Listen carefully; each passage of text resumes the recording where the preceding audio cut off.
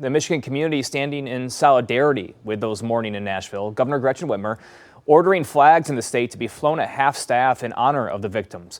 But the tragedy also bringing new light to concerns about security at private schools. 7 Action News reporter Darren Cunningham joins us now with what these schools in Southeast Michigan are doing to keep kids safe.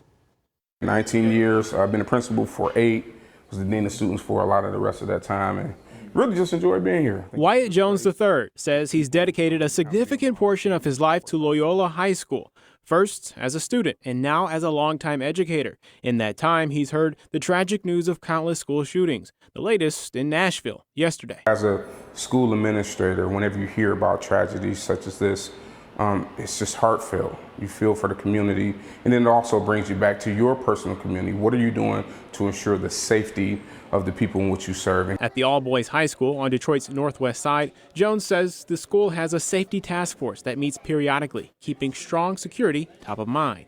Jones students are taught, if you see something, say something.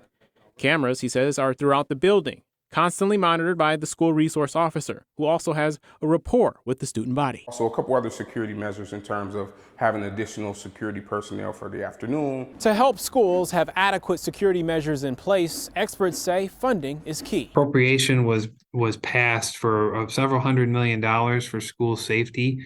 $18 million was allocated just for non-public schools in the state of Michigan. Brian Broderick, executive director with the Michigan Association of Non-Public Schools, says the process is underway for schools to apply for that funding and to receive it over the next few weeks. There was also funding that was available to non-public schools for critical incident assessments and for mapping of schools so they can work together with law enforcement. He says another $18 million is proposed in the governor's next budget for school safety.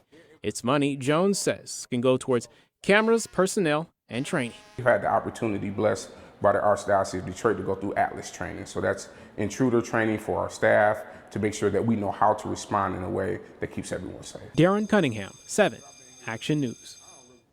And stay with us as we continue our coverage of this developing story. We'll have updates both on air and on WXYZ.com.